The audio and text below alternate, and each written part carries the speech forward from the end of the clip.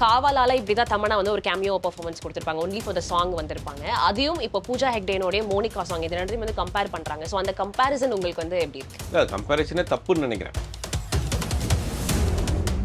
will be the first 1000 கோடி box office hit பண்ற ஒரு படமா இருக்க போகுது அப்படின்னு சொல்றாங்க. இந்த 1000 கோடிங்கிறது வந்து நம்ம வந்து யாருமே இன்னைக்கு உள்ள சிச்சுவேஷனுக்கு கணிக்க முடியாது.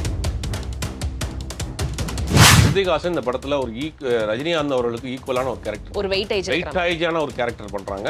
நீங்க ஸ்கிரீன்ல பாக்குற ஸ்ருதிஹாசனா அப்படின்னு தெரியாத அளவுக்கான ஒரு கெட்டப். 2 பேர் தான் பேர், சத்யராஜ், ஸ்ருதிஹாசன், ரஜினிகாந்த். இந்த 3 பேரை சுத்தி போறதுதான் கதை.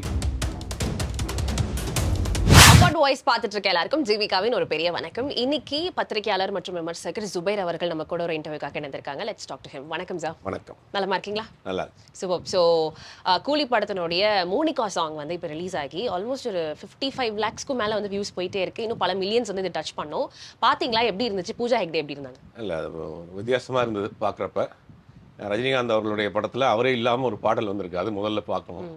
ரெண்டாவது மோனிகாவுடைய டான்ஸ், அப்புறம் சாபினுடைய டான்ஸ் அப்படின்னு பார்க்குறப்ப இது லோகேஷ் கனகராஜ் படத்துல இல்லாத வேற ஒரு வெரைட்டியாக இருக்குது அப்படிங்கிற மாதிரி பார்க்க வேண்டியது இருக்குது. அனிருத் வந்து அவருடைய பேட்டர்ன்லேயே போட்டிருக்கிறாரு. நிறைய பாடல்களுடைய ரெசம்பிள் அதில் இருந்தாலும் கூட அந்த ஃபாஸ்ட் இருக்குது, அந்த பாட்டில் ஒரு ஃபாஸ்ட் இருக்குது. இன்னும் கொஞ்சம் பெட்டராக பண்ணியிருப்பார் அப்படின்றது தான் எல்லாருடைய எதிர்பார்ப்பு. அடுத்தடுத்த பாடல்கள் அப்படி பண்ணியிருப்பார்னு நினைக்கிறேன். இப்படி நீங்க எதிர்பார்த்தீங்களா சூப்பர் ஸ்டார் இல்லாம இந்த செகண்ட் சிங்கிள் இருக்கும்? அட்லீஸ்ட் இல்லதான் ஹீரோயினை வந்துட்டு முன்னாடி நிறுத்தி நம்ம ஒரு சிங்கிள் கொடுத்தாலும் அதுல அட்லீஸ்ட் கொஞ்சமாச்சும் ஹீரோ அப்படி இப்படி வந்து நின்று இருந்தா நல்லா இருந்திருக்கும் அப்படின்னு நினைக்கிறீங்களா? இல்ல, இந்த படத்துலயே அந்த பாட்டு அவர் இல்லாம தான் இருக்கும்னு நினைக்கிறேன். ஏன்னா சூப்பர் ஸ்டாருக்கு பாட்டே இருக்கா? இல்ல, இந்த பாட்டு படத்துலயே அந்த அவரோட இல்லாத போர்ஷன்ல ஒரு பாட்டு வச்சிருக்கிற மாதிரி இருக்கு. இது எப்படின்னா, அவர்கிட்ட தனியாக பண்ண பாட்டும் ஒன்று இருக்குது. அது அடுத்தடுத்த அப்டேட்ஸில் அவங்க ரிலீஸ் பண்ண போகிறாங்க. இப்போ இது என்னென்னா மொத்தமாக எல்லாத்துலேயும் போய் பண்ணிட்டோம்னா அது ஒரு சஸ்பென்ஸ் போயிடும் அப்படிங்கிறதுக்காக இதை ஒரு ட்ரெய்லர் மாதிரி விட்டுருக்குறாங்க. இந்த பாட்டு வரதுக்கு முன்னாடியே ஒரு சின்ன ஒரு கிளிம்ஸ் மாதிரி விட்டுருந்தாங்க 2 நாளைக்கு முன்னாடி. அதுக்கு தொடர்ந்து வந்திருக்கு. அவருடைய போர்ஷன்ஸ்லாம் அதில் இருக்குது. நிறையா படங்களில் இந்த மாதிரியான பேட்டர்ன் சாங் இருக்குது. ஹீரோ இல்லாமல், ஹீரோயின் இல்லாமல் ஒரு வில்லன் கேங்கோட ஒரு சாங் ஆடிட்டு இருப்பாங்கிறது ஒரு பழைய ஃபார்முலா தான், பழைய ஃபார்மெட்டு தான் அது. அதில் இந்த படத்தில் பயன்படுத்தியிருக்கிறாங்க. அதில் பார்க்குறப்ப நம்ம வில்லனா அங்கே பார்த்த கேரக்டர் ஆர்டிஸ்டாக பார்த்த சாபின் வந்து இந்த படத்தில் பயங்கரமாக டான்ஸ் ஆடி இருக்கிறாரு. அப்புறம் சாண்டி மாஸ்டருக்குன்னு ஒரு சிக்னேச்சர் ஸ்டெப்ஸ்லாம் இருக்கும், அதெல்லாம் இல்லாமல் இருக்குது. அதெல்லாம் இல்லாமல் வேறு புதுசாக ட்ரை பண்ணியிருக்காங்க. பெருசாக லொக்கேஷனில் ஒரே லொக்கேஷன்லேயே அந்த சாங் பண்ணியிருக்காங்க. பூஜா கிட்ட இவ்வளோ ஆடுவாங்களாங்கிறது ஆச்சரியமாக தான் இருக்குது. ஓகே. ரெட்ரோல ருக்மினியா அவங்க வந்தாங்க, பூஜா ஹெக்டே. அது அப்படியே கட் பண்ணி இங்கே பார்த்தா ஒரு பயங்கரமான டிரான்ஸ்ஃபர்மேஷனாக இருக்குல்ல, கெட்டப்லேருந்து கேரக்டர்லேருந்து எல்லாமே வந்து ஒரு பயங்கரமான டிரான்ஸ்ஃபர்மேஷனாக இருக்குது. ஸோ பூஜா ஹெக்டேக்காக ரிப்பீட் மோடில் பார்த்ததை தாண்டி சௌபின்காக வந்து நிறைய பேர் ரிப்பீட் மோடில் போட்டு பார்த்தாங்க அப்படின்னு நினைக்கிறேன். ஏன்னா அந்த ஒரு சிங்கிள் கீழே நிறைய சேட்டா நீங்களா அப்படின்னு சொல்லிட்டு எல்லாருமே செம்மையாக ஹார்ட் தெருக்கி விட்டுருந்தாங்க. ஸோ அதை பற்றி சொல்லுங்கள் சௌபின். இல்லை, எப்பயுமே ஒரு கேரக்டர் ஆர்டிஸ்டாக, ஒரு வில்லன் ஆர்டிஸ்டாக பார்த்துட்டு இருக்கவர் அவருடைய இதுலேருந்து மாறி ஒரு டான்ஸ் பெர்ஃபார்மன்ஸ் பண்ணுறப்ப அதுவே புதுசாக இருக்கும். பொதுவாக இப்போ காமெடி ஆர்டிஸ்ட் நீங்கள் எடுத்துக்கிட்டிங்கன்னா அவங்க கேரக்டர் ரோல் பண்ணுறாங்க, அவங்க ஒரு மாதிரி ஒரு கனமான ஒரு ரோல் பண்ணுறாங்க அப்படின்னா அது வந்து பயங்கரம் வந்து ரீச் ஆகும். சிரிக்க வச்சே நம்ம பார்த்துட்டு இருக்க ஒரு காமெடி ஆர்டிஸ்ட் திடீர்னு அழுகிற மாதிரியான ஒரு கேரக்டர் பண்ணான்னு வச்சுங்களேன், ரொம்ப ஒரு சென்டிமெண்ட்டான ஒரு கேரக்டர் பண்ணாங்கன்னா அது பயங்கரமாக ரீச் ஆகும். மாமனன்லாம் அது மாதிரி தான். அந்த மாதிரி ஒரு கேரக்டர் ஆர்டிஸ்ட் நடிச்சவர் அங்கே ரொம்ப மலையாளத்தில் பார்த்தீங்கன்னா அவர் வந்து பெர்ஃபார்மன்ஸ் ஆர்டிஸ்ட். அவர் அந்த மாதிரி பின்னி எடுத்துட்டு இருப்பாரு. அவரை கொண்டு வந்து இங்க அப்படியே ஒரு குத்துப்பாட்டுக்கு டான்ஸ் ஆட வச்சதே வந்து அந்த டான்ஸ் விஷயம் வந்து புதுசா இருக்குல்ல. அது புதுசா இருக்கிறப்ப எதிர்பாராம ஒருத்தவங்க திடீர்னு டான்ஸ் ஆடினா அது வந்து அதுவே ஒரு பெரிய ப்ரொமோஷன் தான். அப்போ ரெண்டாவது மாஸ்டரும் நல்லா வேலை வாங்கியிருக்காருன்னு நினைக்கிறேன். டான்ஸ் மாஸ்டர் இவ்வளோ ஹெவி மூவ்மெண்ட்லாம் எப்படி அவர் வந்து வாங்கினாருன்னு தெரியல, எத்தனை டேக் போச்சுன்னு தெரியல. அந்த அளவுக்கு ஹெவி பெர்ஃபார்மன்ஸாக இருக்குது. அந்த புதுசாக இருந்ததுனால அது கொஞ்சம் ரீச் ஆயிடுச்சு. Okay. So super star Rajinikanth அவருடைய மூவிஸை எடுத்து பார்க்கும்போது காவலால இப்படி தான் தமன்னா வந்து ஒரு கேமியோ பெர்ஃபார்மன்ஸ் கொடுத்திருப்பாங்க. ஒன்லி ஃபார் த சாங் வந்திருப்பாங்க. அதையும் இப்போ பூஜா ஹெக்டேனோட மோனிகா சாங் இது ரெண்டையும் வந்து கம்பேர் பண்ணுறாங்க. ஸோ அந்த கம்பேரிசன் உங்களுக்கு வந்து எப்படி இருக்கு? இல்லை, கம்பேரிசனே தப்புன்னு நினைக்கிறேன். அது காவலா வந்து அது பாட்டு வந்ததுலேருந்தே அது பீக்கில் போயிட்டு இருக்கு. அது மட்டும் இல்லாமல் அதில் வந்து ஒரு பீட் இருந்துகிட்டே இருந்துச்சு. அனிருத் படங்கள்லேயே அந்த ஒரு பாட்டு மட்டுமே வந்து ரிலீஸ் ஆன சில நாட்கள்லேயே மில்லியன் கணக்கில் போயிடுச்சு. ஆனால் இந்த பாடல் வந்து கொஞ்சம் ஸ்லோவாக தான் பிக்கப் ஆகும். ஏன்னா இந்த நிறைய பாட்டுடைய ரெசிம்பிள்ஸ் இருக்குது இந்த பாட்டில். அந்த காவாலாவும் இதுவும் கம்பேர் பண்ணக்கூடாது. இது வேற ஒரு ஜோனரில் உள்ள பாட்டு. அடுத்தடுத்த சிங்கிள்ஸ் வர்றப்ப நீங்கள் சொல்கிற மாதிரி அந்த மாதிரி அதுக்கு ஈக்குவல் பண்ணுறதுக்கு மாதிரி இருக்கும்னு நினைக்கிறேன். ஓகே. ஸோ படங்கள்ல வந்து ஒரு ஃபீமேல் லீடா ஒர்க் பண்றதுக்கே Pooja Hegde 5 crores to 6 crores அவ்வளோதான் பட்ஜெட் வாங்குறாங்க அப்படின்னு நம்ம கேள்விப்பட்டோம். அண்ட் ஜனநாயகன்ல கூட 5 crores அவங்க ஏதோ சூஸ் பண்ணியிருக்கிறதா சொல்றாங்க. ஆனா இதுல ஒரு பாட்டுக்கே, இந்த மோனிகா பாட்டுக்கே கிட்டத்தட்ட 3 கோடி வந்து அவங்க சார்ஜ் பண்ணியிருக்கிறதா சொல்றாங்க. அது எந்த அளவுக்கு உண்மை? இல்லை, இருக்கிறதுக்கு வாய்ப்பு இருக்குது. ஏன்னா உங்களுக்கு இந்த மாதிரியான ஒரு ஒரு பெரிய படத்தில் முதல்ல அந்த மாதிரியான வாய்ப்பை பயன்படுத்திக்கிறாங்க ஃபர்ஸ்ட்டு. ரெண்டாவது சம்பளம்ங்கிறது வந்து ஒரு சிங்கிள் சாங்க்கு கொடுக்கறதுக்கு வாய்ப்பு இருக்குது. ஏன்னா பெரிய பட்ஜெட் படம் இல்லையா அவங்களுக்கு, படமே பெரிய பட்ஜெட் படம். படத்தினுடைய ப்ரீ பிஸ்னஸே கிட்டத்தட்ட 560 கோடி ரூபாய்க்கு மேலே போயிருக்குன்றாங்க. அப்படிங்கும்போது பெரிய பட்ஜெட் படங்கள்லாம் அவங்க கேட்பாங்க. ஒரு சூப்பர் ஸ்டார் படம், லோகேஷ் கனகராஜ் டைரக்ஷனு, அனிருத் மியூசிக்குங்கிற ஒரு பெரிய டீமோட பண்ணுறப்ப அவங்க கேட்பாங்க. அவங்களுக்கு இது நல்ல ஒரு ப்ரொமோஷன் தானே. தமிழில் அவங்க பெருசாக ஒரு சமீப காலத்தில் ஒரு ஹிட் கொடுக்கல. ரெட்ரோ பெருசாக எதிர்பார்த்தா கூட படம் பெருசாக அதில் போகலை. அப்படிங்கும்போது இந்த இப்போ நல்ல ஒரு பெரிய இன்னும் வேர்ல்டு வைட் இந்த படத்தை கொண்டு போய் சேர்க்க போகிறாங்க. அப்படிங்கும் அந்த படங்களில் அவங்க இருக்கிறது அவங்களுடைய ப்ரொமோஷன் தானே. அதனால் கொடுப்பாங்க. அந்த சம்பளம்லாம் வாங்குறதுக்கு ஒரு பாட்டுக்கு ஹிந்திலாம் 10 கோடி ரூபா வாங்குற ஆட்கள்லாம் இருக்காங்க.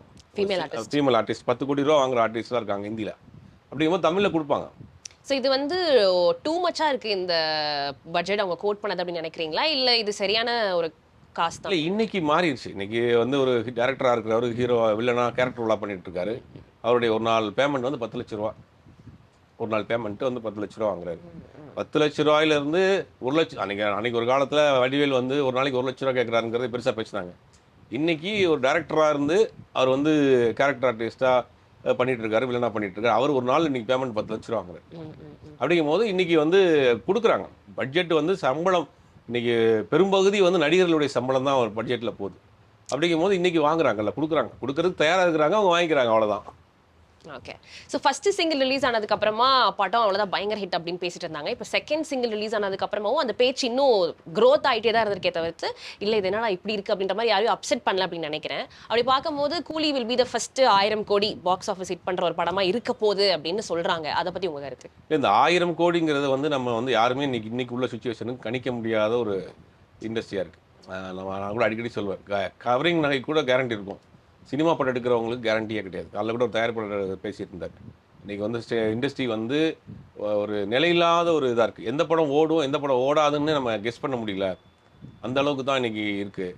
ஏன்னா வந்து நம்ம அந்த கண்டென்ட்டை வச்சு தான் மக்கள் முடிவு பண்ணுறாங்க. அது யார் நடிக்கிற படம், யார் டைரக்ஷன் பண்ணியிருக்க படம், எந்த கம்பெனி ப்ரொடக்ஷன் பண்ணியிருக்குங்கிறத தாண்டி அவங்க வந்து அந்த கண்டென்ட் நல்லா இருந்தால் தான் பார்க்கக்கூடிய, அவங்க என்ன லாங்குவேஜ் படம் வந்தாலும் பார்க்குறாங்க. ஓடிடி பிளாட்ஃபார்ம் வந்ததுலேருந்து வேர்ல்டு வைடு இருக்கக்கூடிய எல்லா லாங்குவேஜ் படத்தையும் பார்க்குறாங்க. அப்போ அந்த கண்டென்ட் தான் அவங்கள வந்து இந்த படத்தை பார்க்கலாமா வேணாமான்னு முடிவு பண்ணுது. இந்த 1000 கோடி அப்படிங்கிறது ஹிந்தி படங்கள் ஓரளவுக்கு ஈஸியாக சாத்தியமாக, ஏன்னா அவங்களுடைய இது வேறு, பிஸ்னஸ் வேறு. அவங்களுக்கு ஒரு கிட்டத்தட்ட ஒரு 10-15 ஸ்டேட் வரைக்கும் போயிடும். தமிழ் படங்கள்ன்றது மேக்ஸிமம் சவுத் இந்தியாவை மட்டும்தான் கவர் பண்ணும். அப்படி தமிழ் படமாக இருந்து ஒரு சில படங்கள் இன்றைக்கி புஷ்பா மாதிரி படங்கள் 1000 கோடி அடிச்சிருக்குன்னா, அந்த படம் வந்து தெலுங்கு இண்டஸ்ட்ரியில் வந்து ஒரு பெரிய இண்டஸ்ட்ரி, பெரிய மார்க்கெட்டு, தெலுங்கு ஆடியன்ஸும் வேர்ல்டு வைடு இருக்காங்க. அப்படிங்கும்போது அந்த படம் 1000 கோடி அடிச்சது. அப்போ எல்லா லாங்குவேஜிலும் இதே அளவுக்கு படம் பிக்கப்பாக இருக்கணும். இந்த படத்தை பொறுத்த வரைக்கும் ஓரளவுக்கு அந்த இது இருக்குது. இப்போ பார்த்தீங்கன்னா ஓவர்சீஸ் வந்து கிட்டத்தட்ட 86 கோடி ரூபாய்க்கு வாங்கிக்கிறாங்க இந்த படத்தை. ஓவர்சீஸை வந்து இது வரைக்கும் எந்தெந்த நாட்டிலலாம் தமிழ் படங்கள் ரிலீஸ் பண்ணாமல் இருக்கிற நாடுகளெல்லாம் ரிலீஸ் பண்ணுறாங்க. கிட்டத்தட்ட 100 கண்ட்ரீஸில் இந்த படத்தை ரிலீஸ் பண்ண போகிறாங்க. ஆமாம். ரெண்டாவது ஜப்பான்லேயும் சைனாவிலையும் இவருக்கு ஒரு பெரிய ஆடியன்ஸ் இருக்குது, ஓப்பனிங் இருக்குது. சைனாவை பொறுத்த வரைக்கும் ஜப்பான் ரிலீஸ் ஆனது பிறகு தான் பண்ணுவாங்க. இந்த மாதிரி ஒரு பெரிய ஓவர்சீஸ் பிஸ்னஸே கிட்டத்தட்ட இருக்குது. 86 கோடி ரூபாய்க்கு அவங்க வாங்கியிருக்கிறாங்கன்னா, அவங்க குறைஞ்சபட்சம் ஒரு 150 கோடி ரூபாய் தான் அவங்க கலெக்ஷன் பண்ணணும்னு நினைப்பாங்க. ஓடிடியும் அந்த மாதிரி தான் 126 கோடியை நம்ம வாங்கியிருக்கிறாங்கன்னு நினைக்கிறேன். அப்போ ஒரு இந்த ப்ரீ பிஸ்னஸே கிட்டத்தட்ட ஒரு 500-560 கோடி ரூபா மேலே வந்துருச்சு. இது இல்லாமல் ஆல் ஓவர் தமிழ்நாட்டில் கிட்டத்தட்ட ஒரு 1000 ஸ்க்ரீனிங் வந்து இந்த படத்தை ப்ரொஜெக்ஷன் பண்ண போகிறாங்க, தியேட்டரிங் பண்ண போகிறாங்க. அப்படிங்கும்போது எல்லாம் சேர்த்து பார்க்குறப்ப 1000 கோடிக்கு அவங்க பிளான் பண்ணுறாங்க. பட் அந்த கண்டென்ட் எப்படி இருக்குது, நம்ம போகிற பக்கம் 1000 கோடி அடிக்கணும், தமிழ்லைன் வைக்கலாம். ஆனால் வந்து படம் எப்படி இருக்குங்கிறத வச்சு தான் இது ரஜினி ஆடியன்ஸ் உள்ளே வந்துடுவாங்க. ரஜினியை பார்க்கக்கூடியவர்கள், லோகேஷ் ஆர்டிஸ்ட் ஆடியன்ஸ் இருக்கிறாங்க, இந்த அனிருத் ஆடியன்ஸ், இவங்கெல்லாம் உள்ளே வந்துடுவாங்க. காமன் ஆடியன்ஸ் இருக்காங்கல்ல, அவங்களே உள்ளே வர்றதுக்கு அந்த கண்டென்ட் தான் முக்கியம். அந்த கண்டென்ட் எப்படி இருக்குங்கிறத வச்சு தான் படம் 1000 கோடி அடிக்கும். பட் இந்த படம் நல்லா இருக்குங்கிற மாதிரி தான் ஒரு டாக் வந்துகிட்டு இருக்கு. நல்லா இருக்குங்கிற மாதிரி டாக் வந்துருக்கு. பிஸ்னஸ் பெருசாக பண்ணுறாங்க. ஓரளவு கண்டென்ட் சரியாக இருந்துச்சுன்னா அந்த படம் 1000 கோடி அடிப்பதற்கு வாய்ப்பு இருக்குது. இது கமர்ஷியலாக எப்படியும் ஹிட் ஆகிடும். பட் ஸ்டில் அந்த கண்டென்ட் ரீதியாகவும் ஹிட் ஆகணும்னா அந்த கதைக்களம் தான். கமர்ஷியல் படம் பார்க்கறதுக்கு ஒரு ஆடியன்ஸ் இருப்பாங்க, ரசிகர்கள் பார்க்கறதுக்கு ஒரு ஆடியன்ஸ் இருப்பாங்க, அதை தாண்டி காமன் ஆடியன்ஸ் இருக்காங்கல்ல, அவங்க வந்து கதையாக இருக்கும், நல்ல படமாக இருந்தால் மட்டும் பார்க்கலாங்கிற ஒரு ஆடியன்ஸ் இருப்பாங்க. அவங்க உள்ளே வந்தால் தான் அந்த படம் வந்து 1000 கோடி அடிக்கும். எந்த படமா இருந்தாலும் இந்த படம் இல்லை எந்த படமா இருந்தாலும் காமன் ஆடியன்ஸ் உள்ள வந்தால் தான். இப்போ சமீபத்தில் வந்த குட் பேட் அக்லி வந்து ஏன் பெருசாக அந்த படம் வசூல் ரீதியாக போகல அப்படின்னா காமன் ஆடியன்ஸ் உள்ள வரல. அஜித் ரசிகர்கள் பார்த்தாங்க, மற்ற ரெகுலராக எப்பயாவது படம் பார்க்கலாம்னு நினைக்கக்கூடிய காமன் ஆடியன்ஸ் வரல. அதுதான் அந்த படம் பெருசாக அடிக்க முடியல. அது மாதிரி தான் இந்த படம் அப்படி தான். ஆடியன்ஸ் இப்போ பெரிய ஓப்பனிங் இருக்குது, பெரிய அளவில் ஸ்க்ரீனிங் பண்ணுறாங்க, ப்ரொமோஷனில் இறங்கி இருக்கிறாங்க, ரஜினிகாந்த் ரசிகர் இருக்காங்க, மற்ற எல்லாமே உள்ளே வந்துருவாங்க.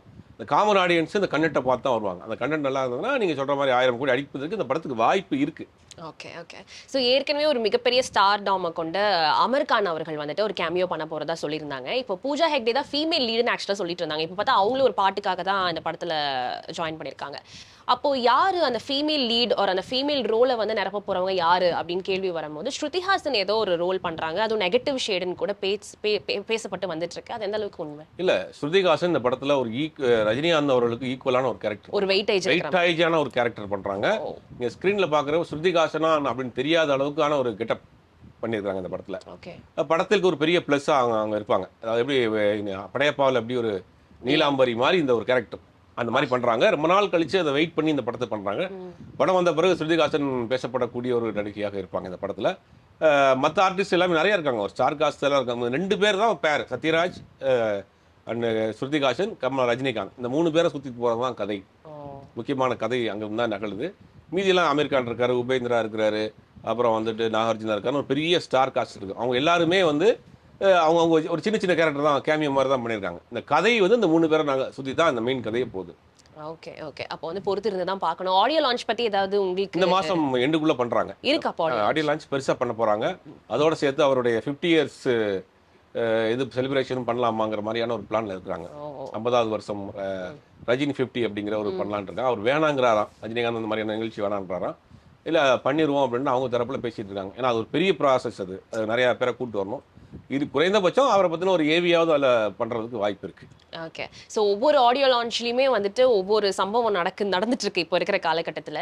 அதுவும் ரஜினி சார் வந்துட்டு ஒரு ஆடியோ லான்ச்சுக்கு வராருன்னா அவர் மேடை ஏறிட்டாலே போதும், நம்ம எல்லாருமே வந்துட்டு விசில் அடிக்க ஆரம்பிச்சிருவோம். ஸோ இந்த ஆடியோ லான்ச்சில் காக்கா கழுகு மாதிரி ஏதாவது கதை சொல்ல வாய்ப்புகள் இருக்கா? இல்லை, நேற்று கூட ஆனந்த விடனுடைய ஒரு ஃபங்க்ஷனில் பேசிட்டு இருக்கிறாரு.